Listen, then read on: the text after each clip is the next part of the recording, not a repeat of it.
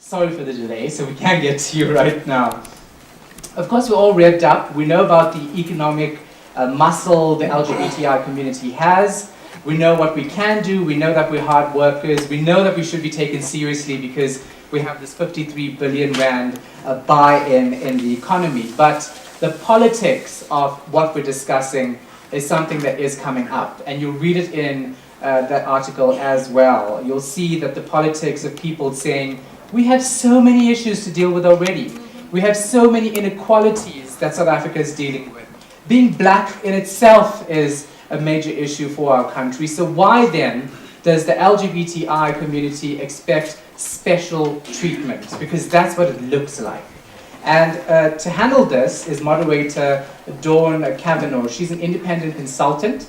She's robust, like Rena Mantashe likes them, and she's going to be actually taking us through what many would say is a very difficult conversation. Thank you very much, and good afternoon, everyone. That was a serious setup. What do I do now? Okay, so I'm in the company that you either own or you are a manager in. And there is discrimination. I'm excluded from a particular opportunity despite how long I've been there, my experience, my skills, my knowledge, my personal fit in the organization. And I need you to tell me if that's because I'm a woman,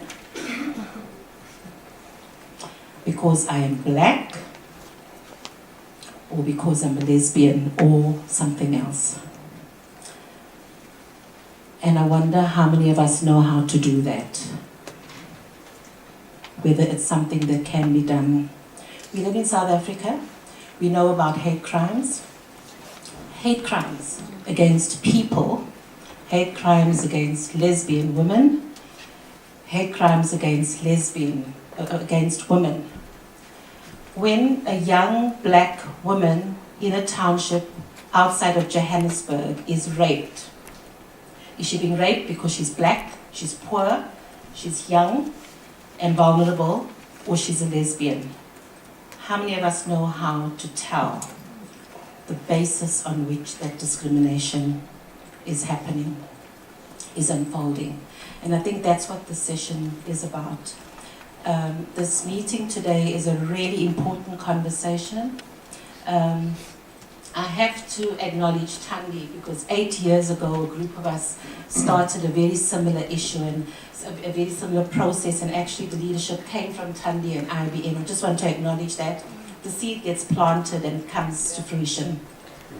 It might take time. So what we are really trying to do in this session, the reason why I agreed to do this moderation is because I firmly believe as African people and as South Africans, we are capable of more than we are currently doing in terms of understanding complexity. That our instinct is often simplicity.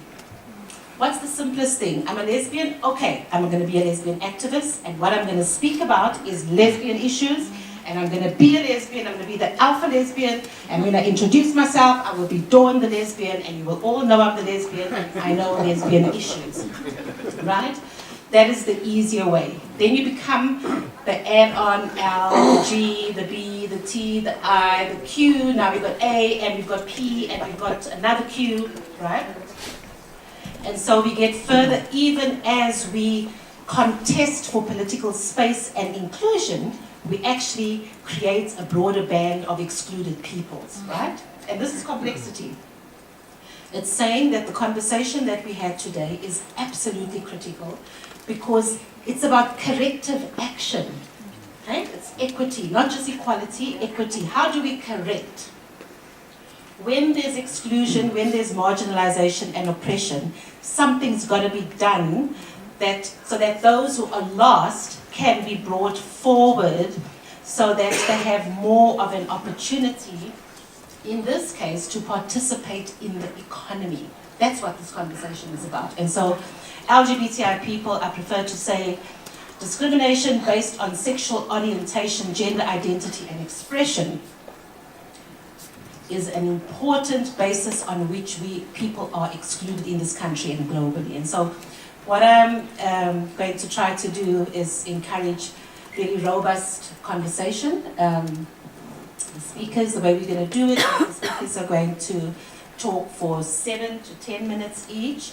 They're going to start off by introducing themselves. The panelists are Dion. I think many of you know both of the panelists, Dion Chang and Sim Shabalala. They'll say a little bit about themselves, and then they'll speak to the topic the way it's been articulated in the agenda. We will then open it up and try and really have a facilitated conversation rather than questions and answers. So we may even have some of you speaking directly to each other rather than just speaking with the panel, and then we'll end with some closing remarks and takeaway messages. Okay, so I think let's go. But I think let me just tell you a quick story. So I've been an activist for a very long time. I won't tell you how long because you will know how old I am. But a really long time on a number of different issues. So starting with women's rights and anti-racism pre-1994. But in the post-1994 period of euphoria, one of the big challenges that the country faced was HIV. Many of you will remember this, right?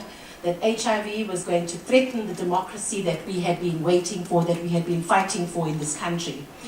And so I was part of a group of very passionate feminists who said to a number of donors, we know how to sort this out, because there was a lack of a gender analysis in how HIV was addressed.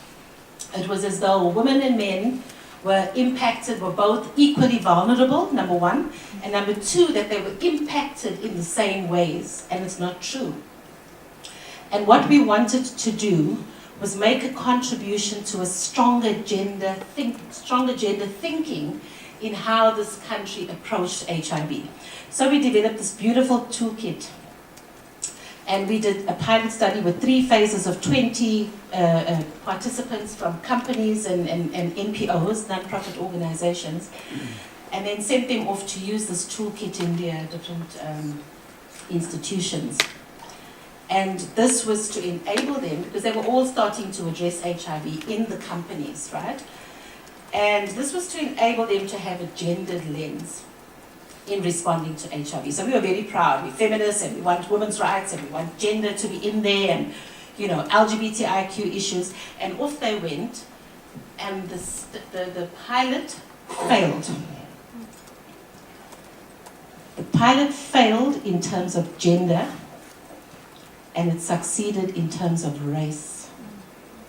Because people took our tools and they went back to their organizations and companies, and they used their tools to understand what was going on in terms of racial discrimination and oppression in their companies and organizations. Gender didn't appear. And I think for me and many other feminists in South Africa, that was a turning point, because we realized that what we do is always a flavor of the month. There's a new issue, right? A new human rights issue. Okay, women's rights. The next thing, it's what? Men. You can't change patriarchy without men. Let's work with men. And then there's another issue, and we keep adding on, but we still have a serious gender pay gap in this country.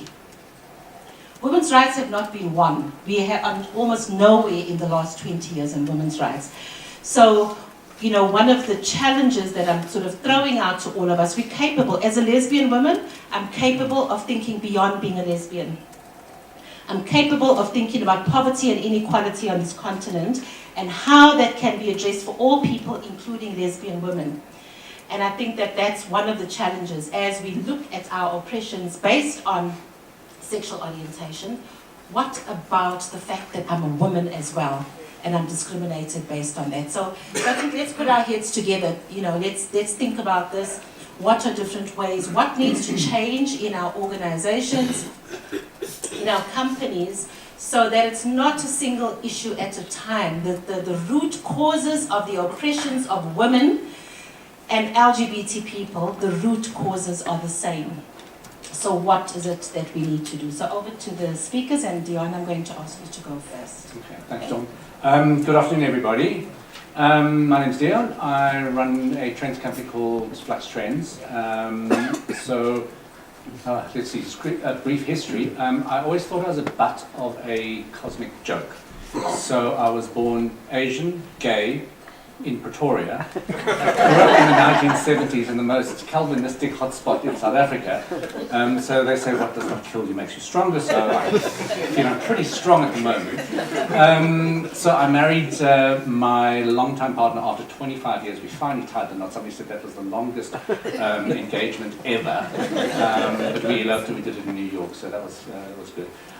But I've got a slightly different way of looking at this, because we were chatting just before. It's like, how do you connect? We understand the problems, we understand what we need to achieve, but how does one do that? Where does that connection? There's always seems to be some connection that's not going. I even asked Dawn, I said, from all your years of activism, just before we started, have things changed? And the answer was yes and no. So I think the whole process, especially when you talk about identity, it's about a 2 steps forward, 3 steps back kind of dance that you have to do. But if I put my trends spotted hat on, what I'm seeing is a very crucial crossroads that we are at the moment.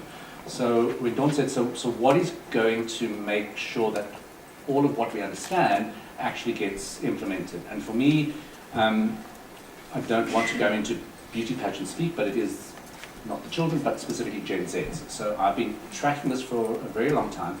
And in my corporate presentations that I do, and I'm very, very fortunate that I actually speak to executives. I do master classes at different business schools, and that's where I can put my own little small bit of activism in. I know you spoke about brand activism earlier in the day, but one of the case studies that I put on to really ram the concept home is with Skittles. So we don't, not everybody knows Skittles, but if you've been and come across Skittles internationally, they're a rainbow-coloured sweet. So what Skittles did last year for Pride Month, they did a very brave thing. And when you speak to these kind of corporate brands, specifically in retail or consumer brands, I say to them, can you imagine what it took for Skittles to do this? Just logistically, cost-wise, everything. So basically they said, for the month of June 2017, there is only one rainbow flag that matters. And for 1 month, they took all the colour out of their product, as well as their packaging. So just for 1 month, every single sweet was pure white, and the packaging was pure white. I said, do you understand the logistics of getting that just for 1 month, to put that into the stores, make sure it's there, and then it's gone after 1 month? I said, do you know how much it cost them to be able to do that? And I said, what is happening now is the brand activism. You see it with Nike, different topic, but my point is you are starting to see it, and I trace it back to about 2.5 years ago when the religious freedom bills were being pushed in different states in America. And that's when you started seeing the first pushback of that. And the case study I use there again is the city of Indianapolis, who lost about $63 million of economic activity in that city. So all your big brands decided to push back. So from your Coca-Colas to your Apples, your NFL in America, so they just said, we're not putting that, hosting that conference there, we're not putting that sports event there. Everybody just started pushing back. And the reason why they did it was a kind of a perfect confluence, because they were raising the issue of religious freedom bills at the same time same-sex marriages were being discussed. And it wasn't quite what they were saying, but all of the protesters were saying, but the religious freedom bill can be used against the LGBTI community.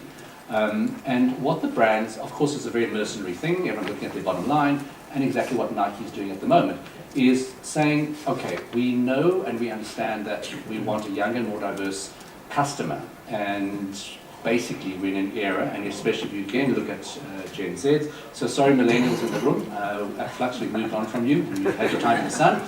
Gen Z is really where the game changing is going to happen. They're coming of age, they're 19, 18, and their social activism or social justice barometer is extremely, extremely high. And for me, that is what's going to force the companies with the brand activism to enable this. So if you think about it, those brands wanted to get brand loyalty, where, excuse the French, but we're in an era of brand sluts, so you don't have brand loyalty. So how do you get that brand loyalty? And the only reason, if you start looking at that generation, is it's a social media generation. And what I share, if I share a product with you, that product had better stand up to my peer scrutiny in terms of sustainability, in terms of social justice, in terms of a whole lot of things there. And they're not going to share that product with you, and they're not going to come and buy that product if it doesn't resonate with their value system. More importantly, these brands understood, if you're not going to get brand loyalty from these kids, they're sure as hell not going to come and buy it.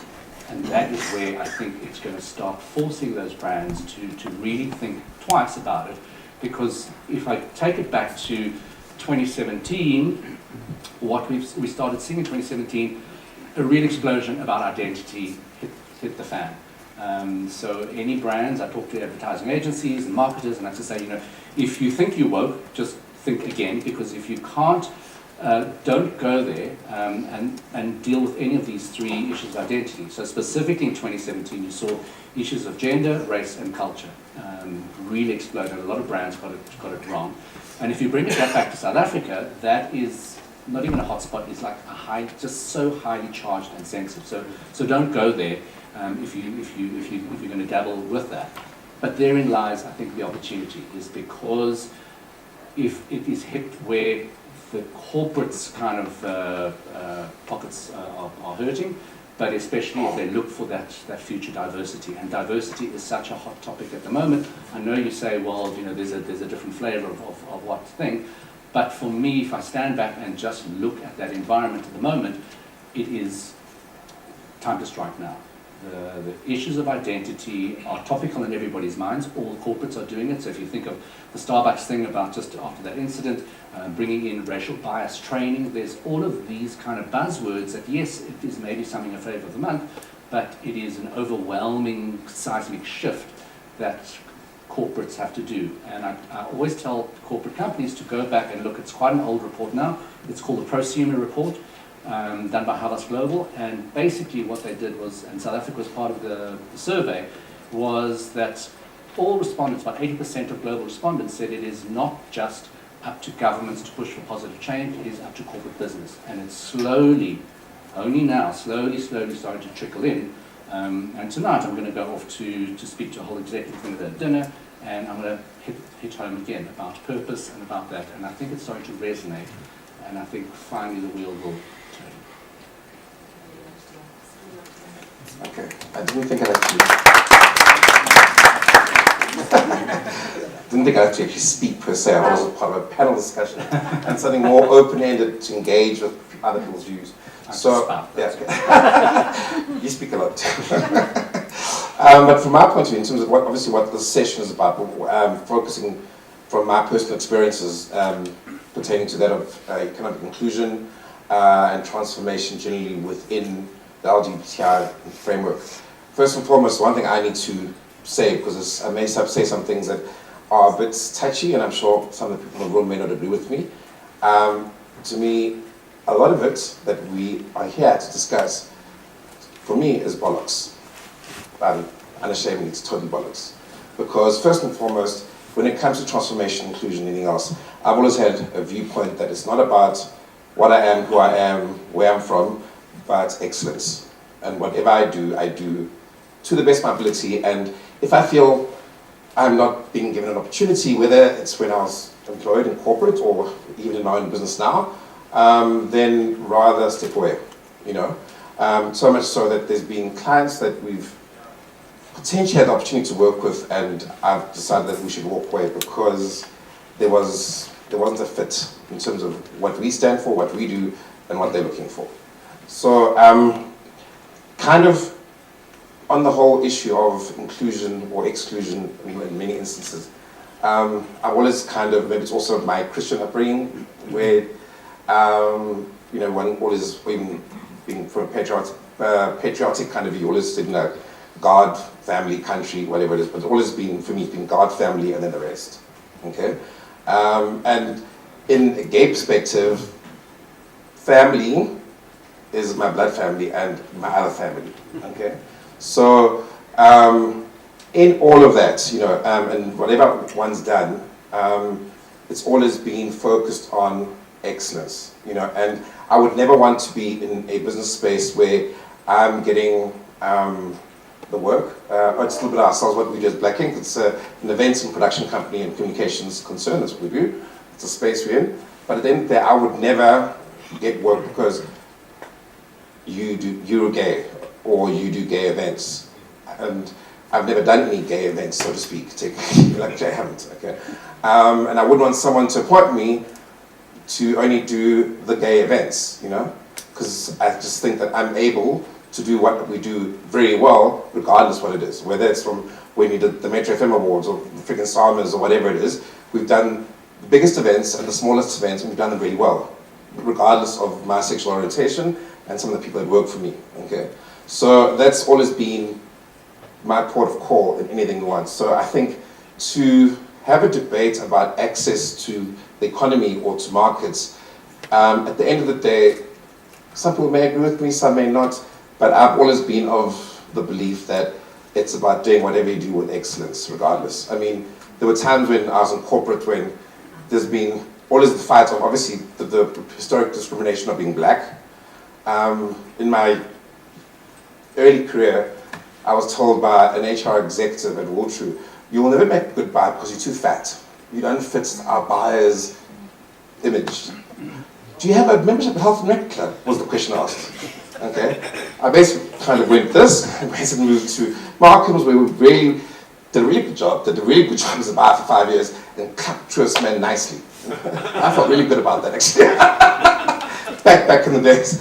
But, so there's always been those sort of things. Even when I was in the movie business, I was the only black exec within a certain movie chain, and then I was told, well, we're trying to grow the Bollywood market. I thought, everyone else is very Afrikaans.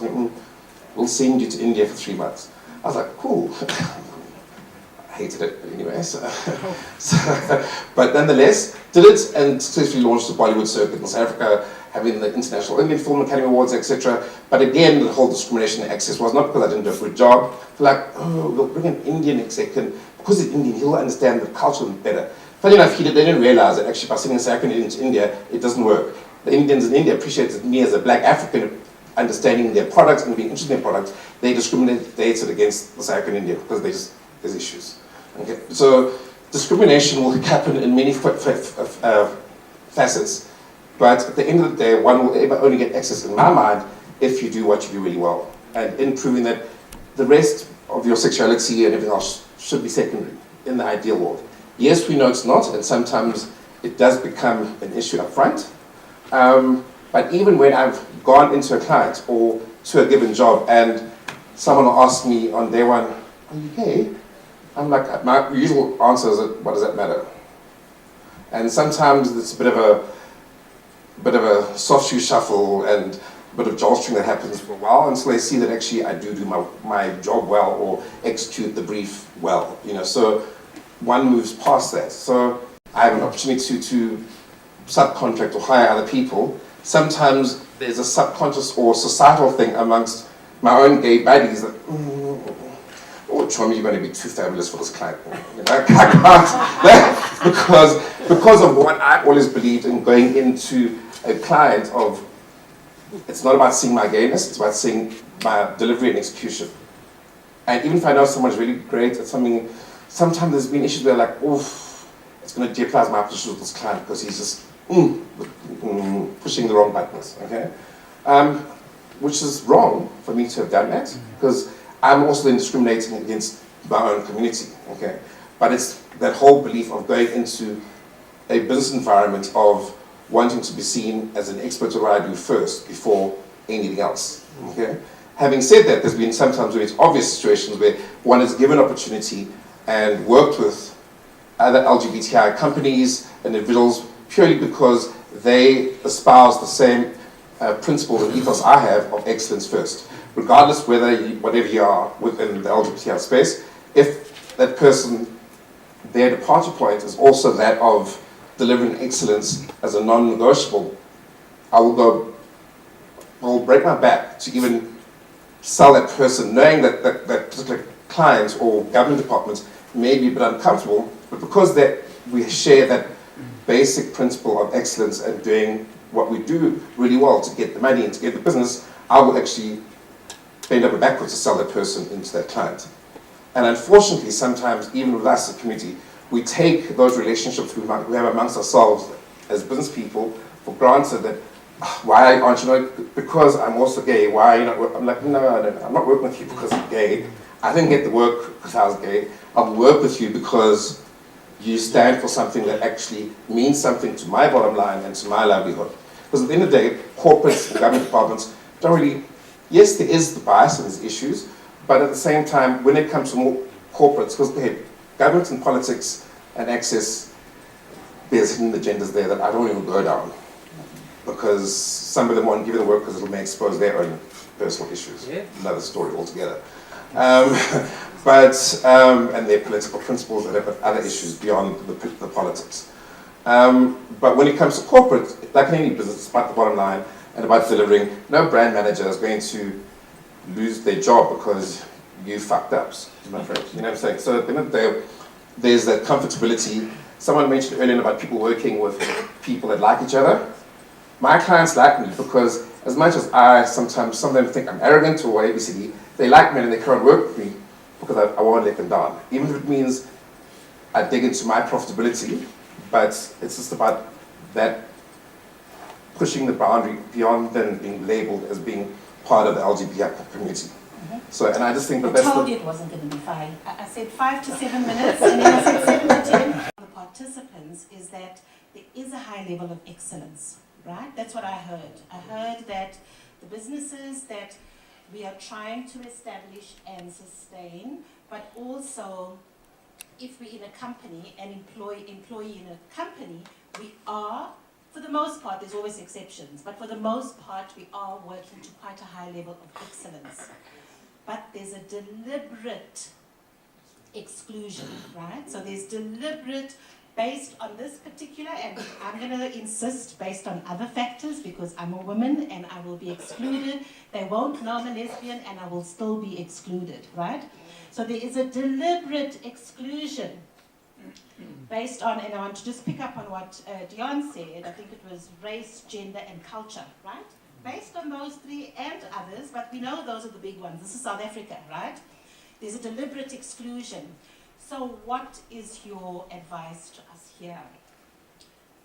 You know, accepting that we are going for excellence, and then what else when the door is being shut in our faces? Because it sounds like for you, the doors have opened and you were able to say, you know, the F word and I'm moving on. But that's opportunity, right? Without opportunity, if the door is shut in our faces, we're not going to be, even with our excellence, we're not going to be able, if there's deliberate exclusion. So what is your, and I'm asking all of you to get ready. I think it's going to be a really good debate.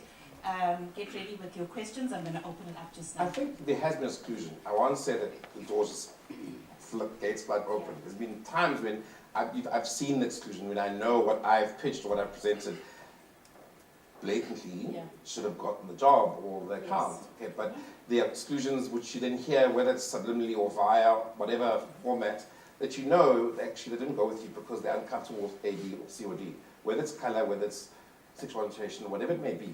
You know, so those incidences have happened. Okay, and I can't say that I would know how to fight against that or to push back against that, other than when an opportunity does avail itself, that I fly beyond expectations. Do you know what I'm saying? You know, or deliver beyond expectations. So there is no, I think, finite answer, because exclusion will always happen globally, will always happen in many forms. You know, maybe it's just the way you speak, you know, or the way you dress. You know, I mean, we're told, for example, back way when I started in retail, that we had to wear a suit and tie Monday to Thursday, and Friday we could wear a sports jacket. I rocked up at work wearing a tie and a bomber jacket. I mean, the CEO looked at me and was like, "Oh, are you going on an adventure?" Like, so it could be little things like that, and I was limited in certain things. But it's just, and it also goes to when it comes to exclusion, you can't change who you are or what you are, but at the same time, which sometimes as LGBTI people, sometimes because we want to make the statement sort of like hard, you know, that when we go into space, we still want to change everyone else and they must accept us for God, point blank, you know. And so I've always believed, go fish where the fish are biting and behave appropriately to the appropriate space. And sometimes, unfortunately, as I say, we're also our own worst enemies. We'll get into space and we want to make statements that the environment that you're trying to get the business from, and if you're a business person, you need to be able to evaluate or check the coast, so to speak. You know, you can't just go in there being, affronting someone else's culture, whether it's from a sexual point of view or a religious point of view. You need to have some sort of sensitivities. And I've seen it time and time again when we are our own worst enemies, where, you know, like there's a friend of mine, and he's brilliant what he does, but he's still adamant. When you go and pitch and going to a certain government department, he will wear every eyeliner shade, and I'm like, okay, can you just leave the base? Okay, just don't put the eye color. But he's still like, that's like, you know, just don't overtly affront someone. And it's got nothing to do by saying, I'm not saying change who you are, but don't, you know, behave appropriately in the appropriate business environment. Okay, great, excellent. Don't go to a banker wearing shorts and slops and things are going to leave you alone. Okay, all right. Dion, do you want to just add, just based on the conversation so far, is there just a remark that you want to make before I open it up? Anything? Okay, lots of agree and disagree, and I see there's a lot of hands popping up, so I'm going to let people talk. But there is one thing that I do agree with, is that within the LGBTI community, that sometimes we are our own worst enemies, and we do fight against each other. And there is not a cohesiveness there. But I'm more interested to see what these arms popping up are going to say. So. Okay, do we have a rolling mic? All right, so let's take maybe 3 and we'll do a good couple of rounds. Okay, so I'll start on the side. 1, is that a hand? 2, okay, 3. 1, 2, 3, and then I'll come back to you in a second.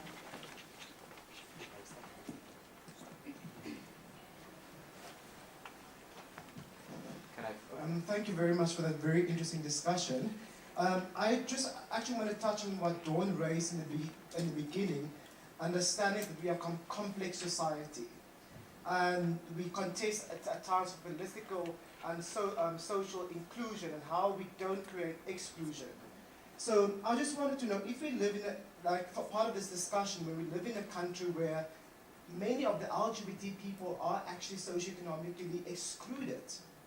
So how do we have this discussion in that context, knowing that we're not creating this index with actually a small amount of minority of our population, of our community, that can actually use this index for their purposes? So how does one navigate yourself to that space where we don't create that sort of exclusion amongst our community? Where it's not a middle class agenda, and how does we not make sure that the poor people are actually a part of these conversations before the index is actually being formulated? Great, thank you. Hello again. Thank you for your interesting points.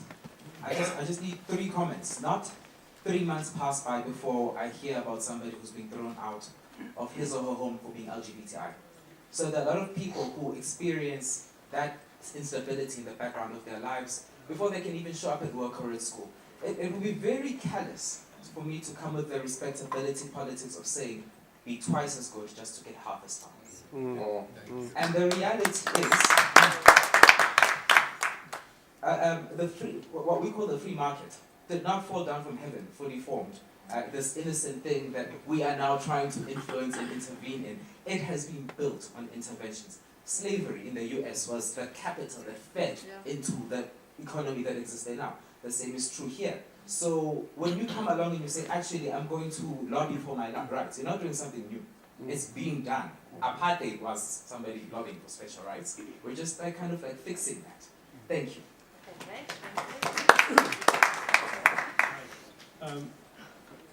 Very interesting discussion from Sim. My response would be, whilst we are not out, we're not saying that as LGBTI people, we going out with a begging bowl to demand business and be given work because we're LGBTI. What we're saying is that in this country, and I think I've said this in our last session, that in this country we have a constitution that says we are all equal before the law. But we are not seeing that trickle down to some corporates, or most corporates, for instance. The same thing happens with the BEE. I mean, the government has had to enforce that for them to tick if you're a black-owned business or a certain percentage women-owned and that type of thing. I don't see anything wrong with them including a tick box that would say that you are LGBTI or LGBTI friendly, so that we all have equal access to getting the work or the opportunity. Okay, great. Any more hands? We'll take maybe one more at the back here. Thank you. Now we're on the political side of things. I have been self-employed for about 24 years. And I have lost business because I've been a proudly out gay man since that point. I blame pride because I went to a pride march and then I fell in love with my lesbian sisters and my trans sisters and brothers, and I fell in love with a lot of gay boys in that pride. But I was imbued with a sense of community, and I made a decision that this is what I was. I wasn't going to hide what I'd been hiding. So in business, I've experienced through the 90s into the noughties, lovely name, not a good business time, and into these now teens, significant changes in attitude. They're not quite where we need to be right now. Whether or not I choose to wear my rainbow on my cuff is my decision there and then, because I've fought hard to get where I am. I've certainly sacrificed hard to get where I am. And I know what a small business person goes through. So bringing it back in the context of today, we're talking about growth and development, but a lot of conversations have been about corporates. And then when I'm in tourism forums, it's always about the corporates, the big guys. With all due respect, the big guys are okay, Jack. It's the small guys I'm worried about, because I'm one of them. So when I have blockages to access to resources, it's a thing to me, because I'm an openly gay man. I ask, is that the reason? And going to a very valid point, when a woman who is lesbian and of colour faces discrimination, what is she actually being blocked for? And I ask myself the question, what am I being blocked for? Because I'm white? Because I'm gay? Because I'm a man? Because I'm boisterous? Because I've got a large nose? I don't know. And yet, this is important. I understand where we're going, but it's feeding into what you're saying. I'm concerned about the small business people and how we bring them into the fold. We can have these conversations, but not permeate the message through. We can talk about a community, and I can have gay businesses who say to me, Jason, we won't sponsor the Durban Gay and Lesbian Film Festival, which I run, by the way, because we don't, as a business, we don't support gay business. I've had that directly to my face in the last 3 years. I've had corporates, alluding to what Louis said earlier about advertising, who won't put their money where their mouth is. As a small entity, when you're running a community event, whether it's a pageant, a film festival, regardless, cultural or otherwise, entertainment, trying to get sponsorship that isn't booze, to put money behind you is quite a significant thing. And event management, we're both passionate people. And believe me, we've both been burned in the industry, we know. But nonetheless, we have stuck it out. I think when we come about the politics, we need to talk about the politics of survivability. In the past, you were surviving because your life was at stake, because the state would take it. Now we're talking about the survivability of your livelihood, which is just as much. And I'm saying to the group here, if we're talking about change, we need to be saying, how do we create solutions without always tackling at the problem? Sometimes finding common ground is saying, I disagree with you, or I disagree with you, or the straight person says, I disagree with you, Jason. I say, well, that's fine. Where's the common ground? In business, that's how we thrive. Okay, great. Thank you. So, just on two things, which answers both Jason's question and your question. Sorry, I forgot your name, sorry. Tashful. Sorry? Tashful, okay. And in terms of how one infiltrates, or from the at grassroots level, or in terms of the small business person, that was the essence of the formation of Plus. I was privileged to be part of the steering committee that was involved in, over the last year and a half, whatever, or a bit more than that, in actually formulating Plus and a lot of strategy sessions and consultative sessions around the country, whether it was in PE, Cape Town, Durban, wherever, Nelspruit, wherever, okay? And in many of those areas, it was not a top-down approach. It was very much getting someone that has a tea room in the township, or a fledgling B&B with 3 rooms in a township, or wherever, okay?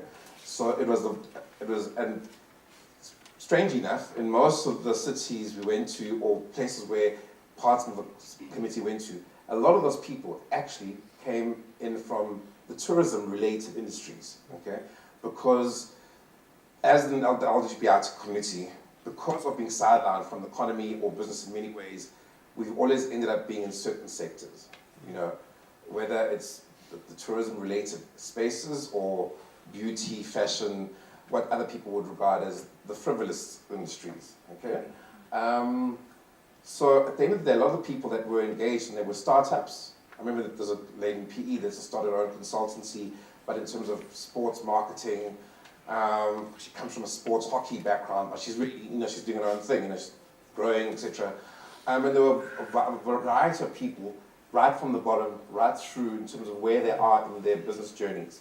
And the purpose of Plus was to create a space that is inclusive of all those various people, and to service those needs that you referred to in terms of the things that we've experienced of being burnt, or when we're starting our own businesses, where we went from highs to lows in a flash, and literally, you know, thought, okay, how do you put £5 petrol in the car right now? Well, thank God I had a car, but I mean, you know what I'm saying? But, you know, so there's all those challenges that we've all been through. Now, something like for the formation of Plus was to, so when you are starting a business, there'll be certain facilities or support, whether it's in terms of training, workshop, skills sharing, empowerment, all those things that would basically give access to the previously disenfranchised LGBTI community in terms of mainstream business, okay? Which a lot of people don't have access or know how to get into. So I think that's the essence of it. It's not to say Plus is there to make things cushy and easy, but it's just to try and create a platform to create access within the network, and the links that network will then form and have with whether it's business, government, and even amongst each other as LGBTI businesses. You know, so you know that was. So I'm hearing then both your first intervention, you know, where there is this call to excellence, which I think we all get and we're all passionate about, and that takes you somewhere. But I'm also hearing in this intervention that something has to shift.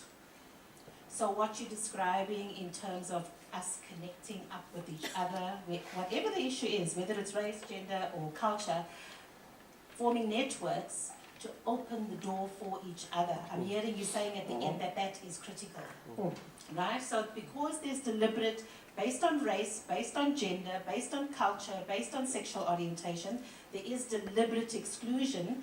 It takes a deliberateness in terms of how we respond. That's what I'm hearing. And one idea is to connect ourselves with each other so that we're able to open up opportunities, right? That's, yeah. John, So, but then I want to challenge one of something. So when I said I agree with you that we're sometimes our own worst enemy because you do that, so then my question to you, or to anybody, because I heard the murmur ripple around there, is, so if you are that, then do you really have to conform and dumb down your eyeliner and think because you don't want to offend there? And so where do you draw the line of being less authentic and you because you're excellent, and does the fact that I wear base mean that I'm less excellent? I understand you saying yes, you don't want to offend the other people there, but then for me there's a disconnect and the truth of we're our own worst enemy, because now you're saying you shouldn't be your authentic self because that will take away from. I think maybe the way I phrased it was maybe not quite. I was trying to say it, but it was things like you can still be yourself. You don't have to actually dumb down. Yes, personally, I've had to dumb down at some level in certain instances to achieve my goal, the strategy I want to achieve through a person, because I know who they are. So I kind of, whether it's through reverse psychology or playing them better at their own game. So there has been a level of dumbing down in some instances. But I take it back to my mother telling me, play nice with other children. When you play, you're not an island. No man's an island. So go, when you go out and still play pen, play nice with other children, because I was a terrorist. I'll shove everyone's head in the sand, okay? Just because I was just that kid. So they would say, like, so play nicely with other children, but at the same time be you. Doesn't mean that you must not be boisterous or loud, or whatever, but be considerate of the environment you're playing with, because you know, don't, because those people are different as much as you are different. So just play nice with other children. Okay. All right, these are some of the adaptive strategies we take, sometimes even not consciously, right?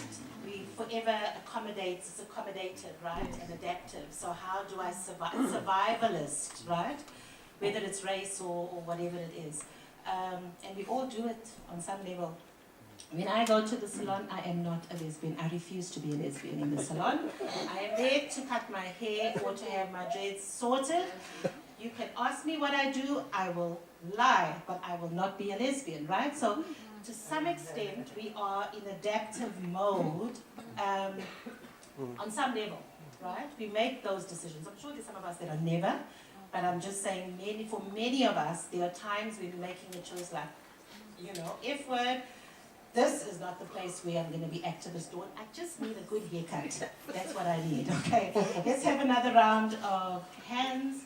We're going to start here, and we're going to go to the back, and then we're going to come here, and we're going to end at the back with Steve here. So I really want to challenge this topic about the authentic self. Because we're not asking, how can we ask of ourselves to dumb ourselves down, to not be fabulous at the salon? Now, darling, I am very fabulous at the salon. I'm not asking the racist Afrikaans guy who's my boss to dumb down his way of being himself. Yes. So why should I dumb myself down? Why can't I have a blue streak in my hair and work in corporate? Because at some point, if we don't stand up for our own authentic self, and that's why I love and I don't know the terminology, the new millennials. That's why I really like their Gen Z, right? That's why I love their way of thinking. Because they are true to their authentic self, and they actually pressurize their peers to be true to them. And we can have these debates, and we can go on, and we can say, yeah, but it's for self-preservation and all of that. Sorry for my French. Fuck that idea. Because at some point, we need to say, what am I about, and what do I stand for, and what do I not stand for? Because I think the thing is, we're very good to say what we stand for, but we don't say what we don't stand for. Okay, great. Let's take the hand at the back. Yes, go ahead. I think, earlier on, Gail from the Human Rights actually mentioned something very important. We need to start to name and shame companies that do not support LGBTI. I'll make an example. We've been in discussion with DSTV for a very long time, wanting actually a platform that is for LGBTI. And we were told that it's a niche market. Suddenly DSTV decided, they're going to have this platform. And they're going only just to test the market in October. However, the contract is only given to straight people that are going to feed us with content that is not for LGBTI, but the channel is for LGBTI. So something needs to be done. Something needs to be done. I mean, I remember I even wrote a very long, strong email to the person that is actually in charge of the channel to say, how do you do this? After we had such a long discussion, how? Okay, so there's examples of both the deliberate exclusion, but there's also examples of manipulation, right? Where an idea is presented and the next thing it's gone, right? The idea is gone, it's not yours anymore. So let's keep going. Who was it? I think, no, we're coming here and then we'll come to the back. Sorry. Go ahead. Thank you, Joe. Finally. I just wanted to say, you posed a question, what do we do when the door shuts? Well, you mobilize, you organize, and you agitate. I was fortunate enough to live through the transition, 94. There was legislation around BEE and workplace equity, but that was it was legislated. companies don't change, people don't change. The status quo will remain unless you push the boundaries. And how we changed so that we could get into positions was organized through the unions, and that's where we agitated. And that's how change happens. No one is just going to change for the love of it. So to answer your question, and we all have to be very cognizant of this, we've got to organize, we've got to mobilize, and we've got to agitate. Change is not going to come. You know, we have to create the change that we want to see. And I mean, I've lived through the transition in terms of what I saw happen in corporate. I mean, we were qualified, we were young, gifted, and black, and we weren't given the opportunity, and we bulldozed those doors. And that's when we were given the opportunity. Okay, great. Steve. Yeah, thank you so much, and thanks to Dion and Sim for, the input. I wondered on the points that were made, Dawn, and I think probably, of being an authentic self, and I think one has to allow anyone to be their own authentic self. I think maybe what we just need to recognize is where and when and how marginalization happens, and in the world that we live in that is so heteronormative, and and in the case of how we respond to some of the cases or people that often is marginalized because of how they look, and often discrimination happens to an identified person or group, and people that are known to be of marginalized society. So I think we need to also think in that context, what does it mean in the world of business, and also how is that, the public respond to, but also how you respond to the public around that. But I wonder also maybe the other question, maybe point that I want to make, it's around how we look at empowerment even amongst ourselves. Here we are, we're talking about some of the empowerment and opportunities that we need to reflect in, and I think even how we organize even in that space, we've got quite a lot of NGOs, CBOs that are doing this, work of fighting for inequalities. And I wonder, both Dion and Sim, have you, beyond just the space of your own world, have you looked at, and probably this is a question to everyone who's leading business world, how are you contributing to the LGBTI work? How are the NGOs that are fighting constantly for inclusion in policies, inclusion in the, how are we contributing to the struggle around human rights of existence, of human rights, of changing policies, even just from the workplace that we are referring to, or businesses, but also even those who are as activists involved in this work. Thanks.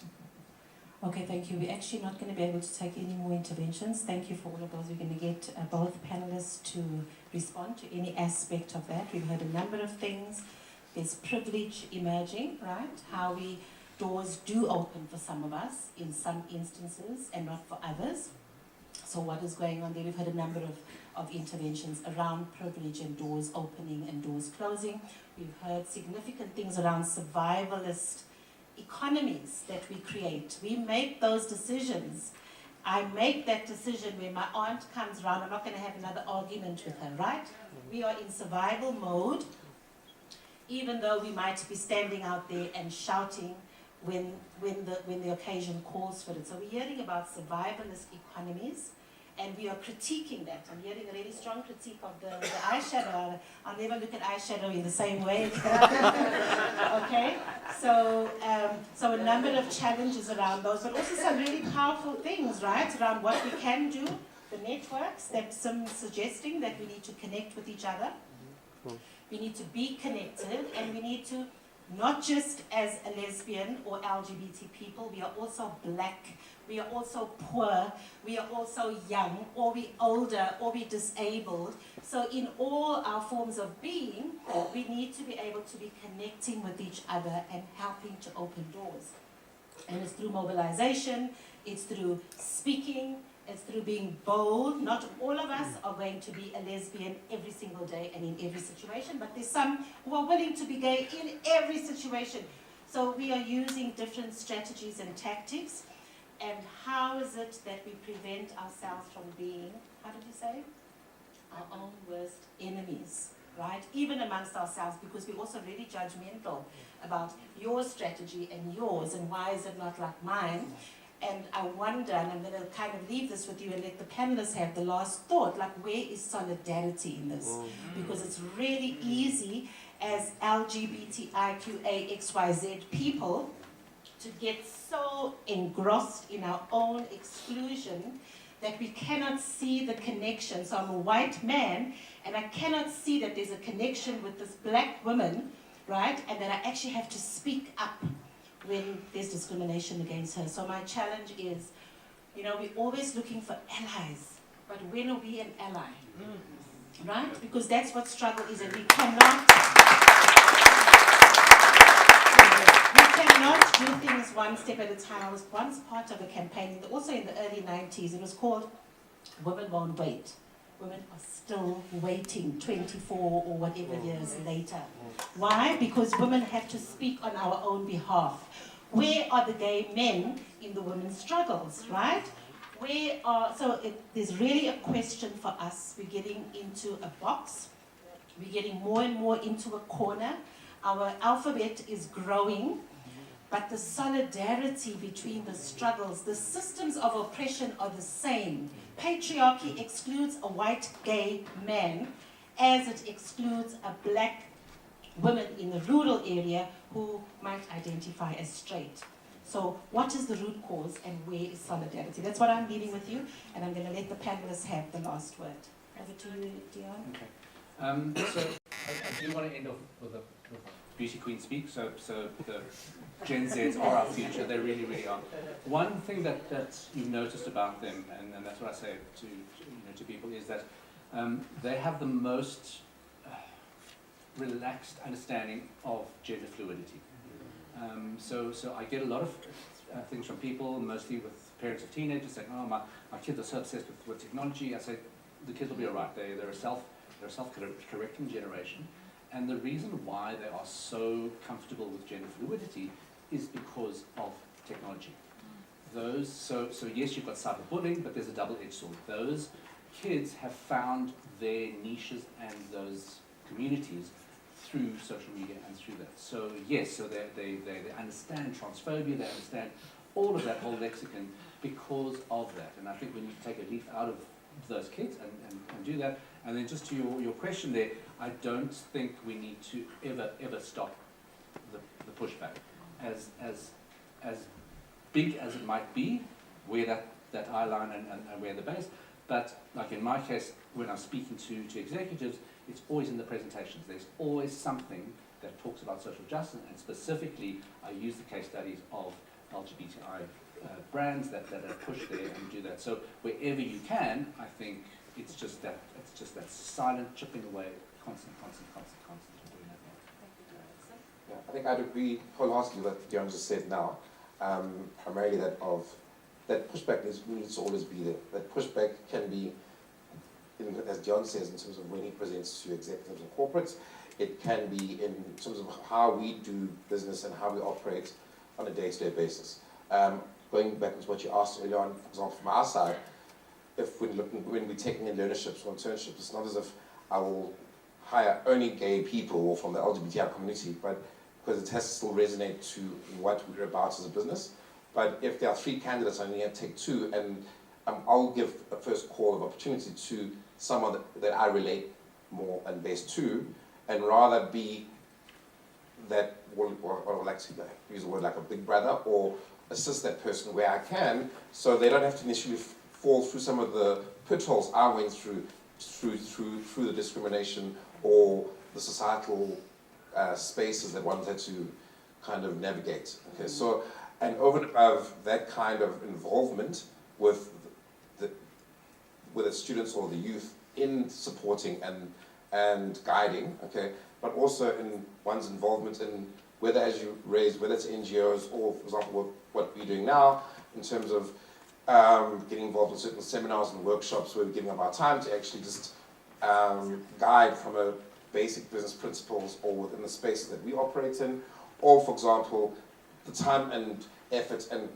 kind of intellectual contribution to the road that Plus went through and forming Plus, and engaging nationally with NGOs, community groups, entrepreneurs, and even students in some instances that have got a desire to get into business and to get access to the economy. So that's... Okay, so after he tells us the excellence thing, and then he talks about how he opens doors and how doors need to be opened. Agent provocateur, right? Thank you very much, and I think let's give a hand clap to the